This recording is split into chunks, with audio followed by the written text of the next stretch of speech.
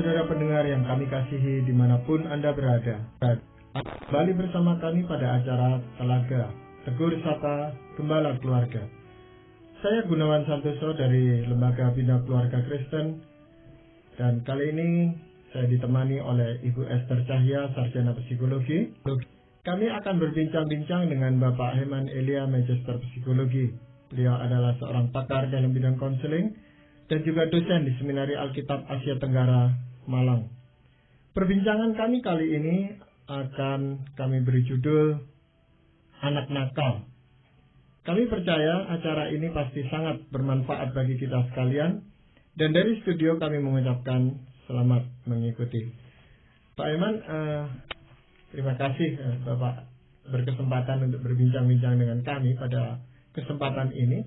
Dan kalau perbincangan kami kali ini akan mengambil judul Anak Nakal, yang kelihatannya memang lumrah biasa ada di sekitar kita, tetapi kita juga masih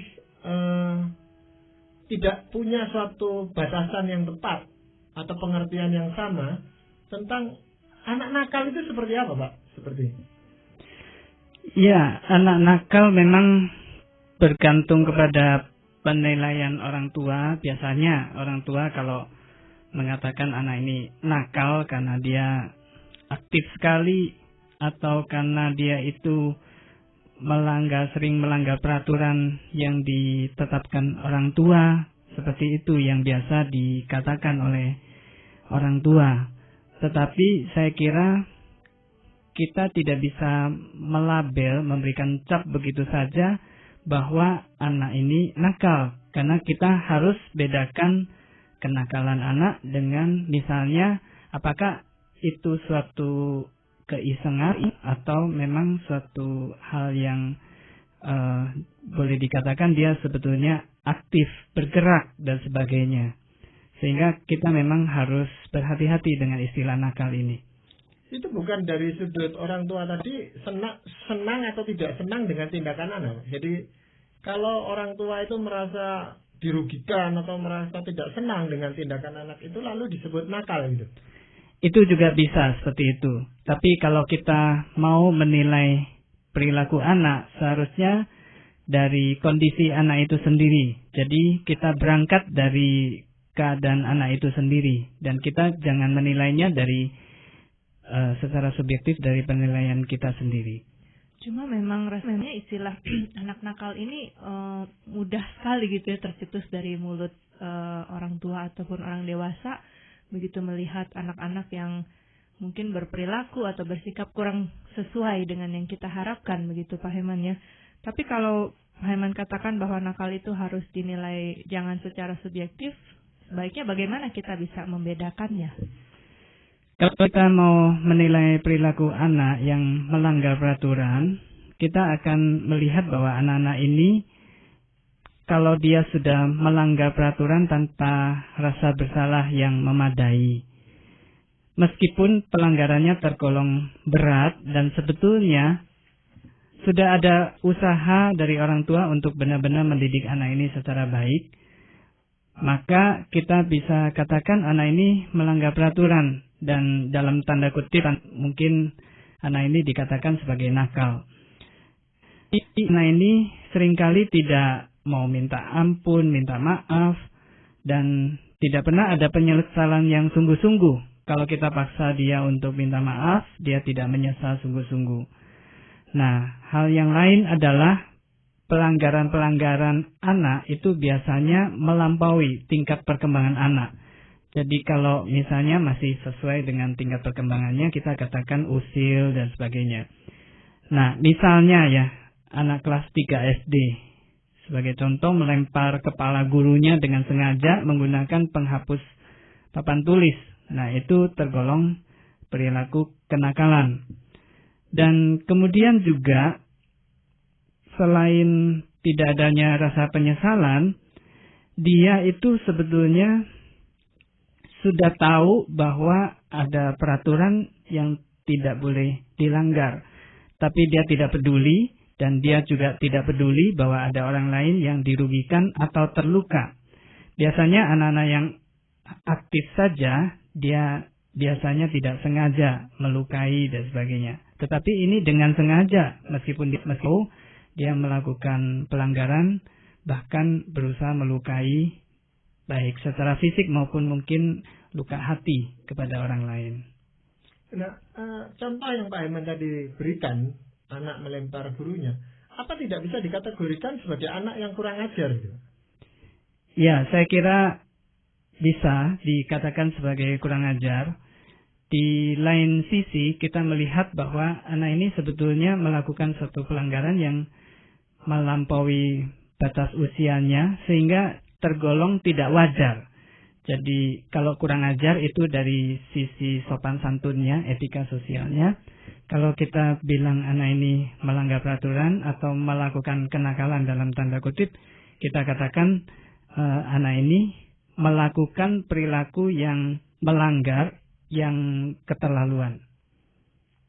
Tapi kalau kita lihat kan anak-anak ini memang kadang-kadang memang banyak idenya begitu Pak Herman ya, aktif dan rasanya banyak hal yang rasanya kita tidak terpikirkan tetapi mereka lakukan gitu.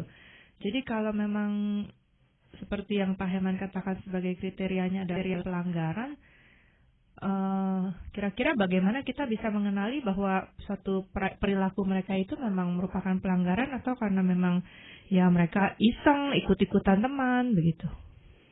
Ikut-ikutan teman maupun iseng itu bisa kita nilai juga sebagai pelanggaran peraturan atau tindakan kenakalan kalau misalnya memenuhi beberapa ciri. Misalnya ya, dia itu sebetulnya sudah mampu berlaku sesuai dengan peraturan.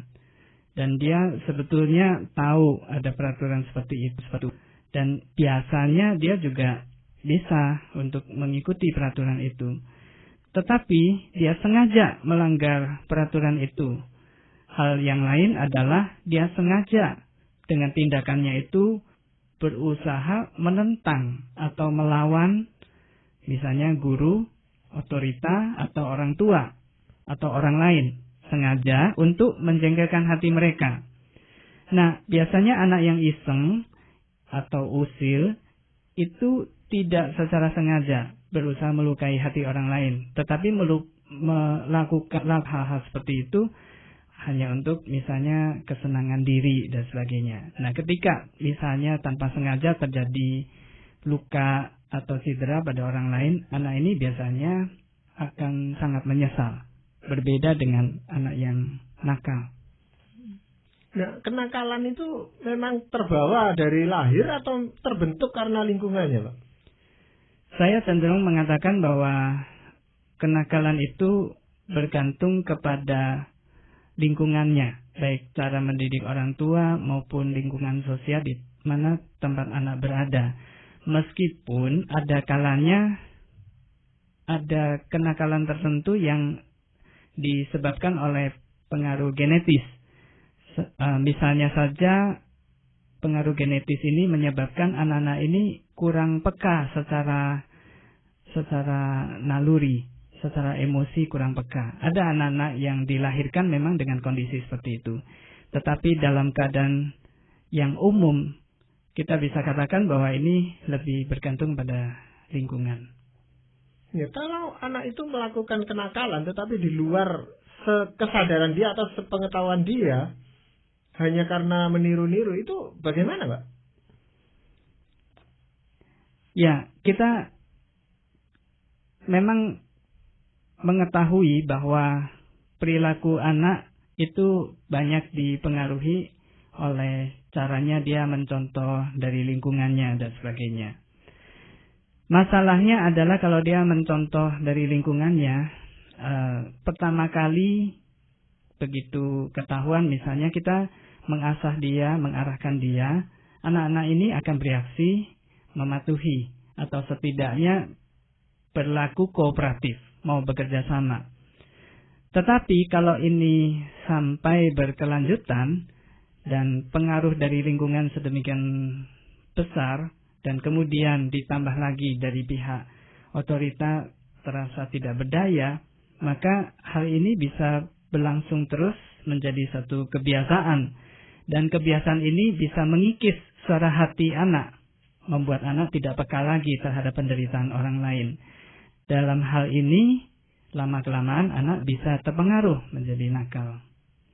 Wah, kalau kita sudah tahu batasannya seperti ini, rasanya selama ini mungkin banyak salah kaprah gitu ya dalam hal orang tua memberikan label nakal kepada anak-anak ya Pak Heman ya.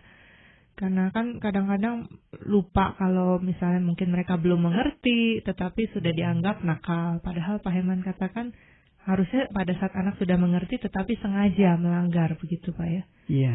Masalahnya nanti kalau ternyata mungkin para pendengar merasa pernah atau cukup sering memberi predikat nakal kepada anak-anaknya, padahal sebenarnya anak-anak yang digolongkan nakal ini kalau menurut kriteria yang kita bicarakan malam hari ini tidak tergolong nakal gitu. Untuk anak-anaknya ini apakah ada dampaknya gitu Pak dengan cap-cap yang diberikan ini? Saya kira ada, dan label atau cap nakal ini cukup besar sebetulnya dan kurang disadari dampaknya oleh kebanyakan orang tua. Kalau boleh saya sih menganjurkan bahwa label atau cap nakal ini sebaiknya tidak disebut untuk anak. Kenapa? Ada beberapa alasan di sini. Pertama, karena kita tidak tahu apakah benar secara sengaja anak melakukan pelanggaran dan secara terus-menerus sedang memanipulasi kita. Kecuali kalau kita memang sungguh-sungguh mengetahui bahwa anak ini sedang memanipulasi kita, itu pun yang kita lakukan bukan memberikan cap, tetapi kita melakukan tindakan-tindakan untuk menghentikan tingkah laku mereka memanipulasi kita. Nah, ada dampak yang lain, yang kedua, karena label nakal ini tidak jelas menunjukkan satu perilaku tertentu. Jadi kita misalnya mengatakan, nakal kamu, jangan nakal, dan sebagainya. Nah, ketika kita menyebut jangan nakal, kita tidak menuju ke satu perilaku tertentu, sehingga anak ya tidak tahu perilaku apa yang harus dikoreksi dan sebagainya. Karena itu, label nakal yang kita terapkan kepada anak tidak akan banyak mengubah tingkah laku anak menjadi lebih baik. Nah, itu dampak yang lain. Dan dampak selanjutnya adalah ketika kita memberi label kepada anak, label ini kadang-kadang dipakai sebagai satu cap anak itu sendiri terhadap dirinya. Nah, di dalam hukum perilaku ada kecenderungan begini. Kalau misalnya saya menganggap diri saya itu nakal, saya akan berperilaku sesuai dengan julukan saya itu, yaitu nakal. Jadi ada kemungkinan lama-kelamaan anak ini semakin berperilaku, semakin banyak melanggar peraturan, semakin bandel dan seterusnya. Jadi yang semula tidak nakal justru dengan adanya cap ini malah akhirnya jadi sungguh-sungguh nakal begitu. Betul, bisa jadi begitu. Tapi saya pernah dengar seorang ibu ini ya, menyebut anaknya nakal itu dengan penuh kebanggaan. Jadi ya semacam kebanggaan tersendiri, lalu dia berkata kepada teman, anak saya ini memang nakal ini. Cuma dia sambil tertawa-tawa dan terasa bangga gitu bahwa anaknya bisa nakal. Itu kok bisa gitu ya? Iya, saya kira ini juga semacam salah kaprah ya, bahwa nakal itu seringkali dikatakan dengan aktif, dikatakan dengan anak-anak yang memang sehat begitu. Padahal bagi anak-anak tertentu atau kebanyakan anak akan merasa nakal itu suatu cap yang negatif, yang jelek. Jadi sekalipun ibunya bangga, mudah-mudahan anaknya tidak tidak merasa dengan cap itu dia terbebani. Kalau anak itu misalnya sampai bangga juga bahwa dirinya nakal, ada kemungkinan nakal yang dipikirkan anak itu lain dengan nakal yang dipikirkan ibunya. Dan dampaknya bisa negatif juga. Ya, itu kadang-kadang juga dididik di dalam suatu sekolah tertentu di mana memang anak-anaknya di situ itu ya kita secara awam berkata itu nakal itu. Itu bagaimana? Iya, sebetulnya kembali lagi ke kriteria orang dewasa ya, peraturan yang ingin kita tegakkan. Kalau saya pikir kita harus betul-betul memperhitungkan perkembangan anak. Artinya begini, anak-anak usia dari TK sampai dengan kelas 2 bahkan kelas 3 SD itu banyak bergerak. Nah, kita tidak boleh menerapkan peraturan yang banyak melarang perkembangan motorik mereka atau gerak-gerik mereka. Jadi misalnya salah satu contoh, kalau misalnya di kelas guru tidak bisa menerapkan peraturan yang terlalu keras sehingga anak tidak boleh bergerak sedikit pun. Bayangkan kita orang dewasa saja setengah jam disuruh duduk tanpa bergerak dan harus menulis terus akan kelelahan, apalagi anak-anak yang kecil seperti itu. Jadi kalau kita menerapkan peraturan yang terlalu keras, kita akan melihat banyak sekali anak-anak nakal. Padahal bukan itu masalahnya. Masalahnya adalah di peraturan kita. Apakah wajar, sesuai, ataukah berlebihan. Atau justru kadang-kadang saya melihat ada orang tua yang terlalu mentolerir perilaku anaknya dengan mengatakan, wajar anak-anak nakal gitu, karena mungkin mereka melihatnya sebagai sesuatu yang lucu, sesuatu yang biasa. Padahal setelah besar ya ternyata yang mereka anggap wajar itu ternyata sesuatu yang nakal seperti yang Pak Herman katakan tadi ya. Bisa sesuai jadi begitu, iya. Definisinya gitu. Iya, karena terlanjur terbentuk ketidakpekaan nurani. Nah, ini yang orang tua harus perhatikan, bahwa anak-anaknya masih mempunyai kepekaan terhadap penderitaan orang lain. Ya, itu kadang-kadang orang tua juga mentolerir kalau anaknya laki-laki yang nakal, gitu. Kalau yang perempuan nakal dimarahi habis-habisan, tapi kalau yang laki ini, anak laki nakal tidak apa-apa, itu memang wajar. Itu anggapan seperti itu bagaimana, Pak? Kembali lagi ke kriterianya ya. Memang anak laki-laki akan cenderung lebih banyak bergerak daripada anak perempuan. Tetapi yang kita harus tetapkan sebetulnya, apakah anak itu melanggar, itu pelanggaran itu adalah pelanggaran perilaku yang biasa, yang normal, yang wajar-wajar saja. Karena anak itu belum mampu meniru atau menyesuaikan perilakunya dengan perilaku orang dewasa. Kalau itu tidak terlalu menjadi masalah, saya kira. Tetapi yang lebih serius adalah pelanggaran di dalam hal pelanggaran moral, di dalam hal pelanggaran terhadap hak orang lain. Nah, ini yang orang tua langsung harus mengambil tindakan atau paling sedikit mengarahkan anak supaya anak ini tidak menjadi berkepanjangan, berkelanjutan tingkah laku pelanggarannya ini. Ya, katakan kasusnya menggoda temannya ini. Sama-sama menggoda ini. Yang anak pria ini, anak laki-laki ini menggoda temannya. Anak perempuan juga menggoda anak temannya gitu. Tapi yang laki ini lebih ditolerir daripada yang perempuan ini. Ya, memang umumnya begitu ya. Ini persepsi aja ya, bahwa laki-laki ini lebih usil dan sebagainya, sehingga kita meletakkan kriteria lebih berat pada wanita. Melanggar sedikit terus anak perempuan dikatakan nakal.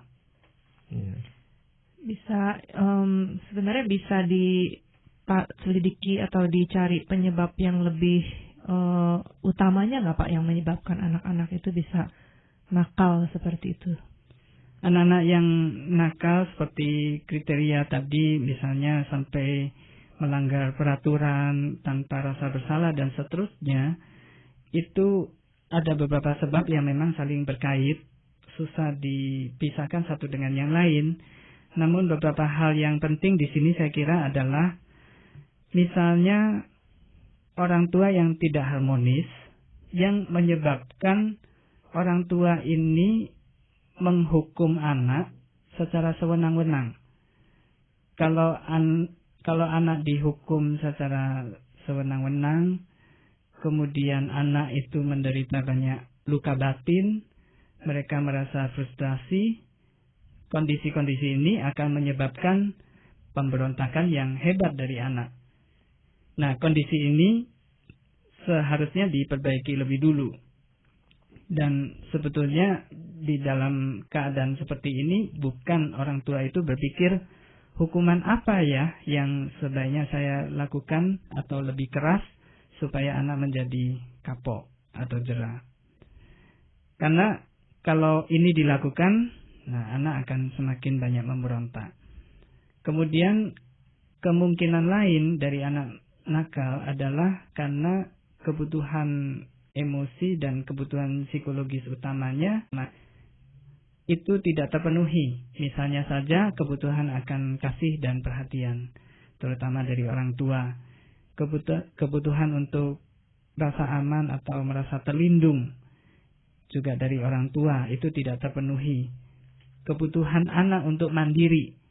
Nah, ini kenapa saya sebutkan kebutuhan untuk mandiri, karena anak yang terlalu dikekang, ini tidak boleh, itu tidak boleh, maka reaksi anak adalah memberontak. Dan kalau pemberontakan ini kembali lagi ditekan, akan terjadi reaksi-reaksi. Hal yang lain misalnya karena orang tua kurang tegas. Dan kalau anak melakukan pelanggaran, banyak dibiarkan, atau malah orang tua ikut tertawa karena merasa lucu, dan sebagainya. Nah, ini seringkali diperburuk oleh orang tua yang selalu mengikuti kemauan anaknya. Suatu kali, orang tua setelah dia tidak bisa memenuhi kemauan anak menjadi marah dan melakukan kenakalan-kenakalan. Ya mungkin Pak Herman punya saran untuk menanggulangi kalau ada orang tua yang punya anak atau anak-anak yang nakal memang gitu. Gimana Pak? Sesuai dengan sebab-sebab tadi, yang pertama kita harus mengusahakan untuk menciptakan keluarga yang harmonis. Kemudian yang kedua, orang tua berusaha sekuat tenaga untuk memenuhi kebutuhan emosional anak yang utama. Dan yang ketiga, bersikap tegas kepada anak dan didik mereka secara wajar dan sesuai dengan ajaran firman Tuhan. Saya kira ini 3 hal yang terpenting yang bisa dilakukan oleh orang tua. Rasanya jadi memang dalam hal ini kuncinya kembali kepada orang tua, Pak Herman ya? Itu yang kita bisa lakukan selaku orang tua. Bisa nggak jadi kalau kita menyimpulkan bahwa sebelum menuduh anak kita nakal, berarti memang sebaiknya orang tua yang introspeksi dulu gitu, apa yang menyebabkan anaknya jadi nakal seperti itu gitu ya. Ini saran dan kesimpulan yang baik. Ya karena bukan cuma anak yang nakal ini, banyak orang tua yang lebih nakal dari anaknya. Yang itu harus kita harus sadar bahwa kita sebenarnya ditatap oleh mata-mata kecil ini yang gara-gara kita mereka bisa bersikap seperti itu kadang-kadang. Iya betul, karena orang tua juga sering melanggar peraturan ya Pak ya. Karena ini Pak, kalau memang kenakalan itu kita tekan-tekan, toh nanti suatu saat juga akan terlampiaskan, entah waktu dia remaja, entah dia pemuda, itu kan akan mewujudkan dirinya itu. Betul, terutama ketika orang tua tidak lagi bisa sepenuhnya mengontrol anaknya. Iya. Tapi saya percaya ada firman Tuhan yang akan memberikan bimbingan yang benar dan pasti sehubungan dengan ini. Pak Eman, silakan.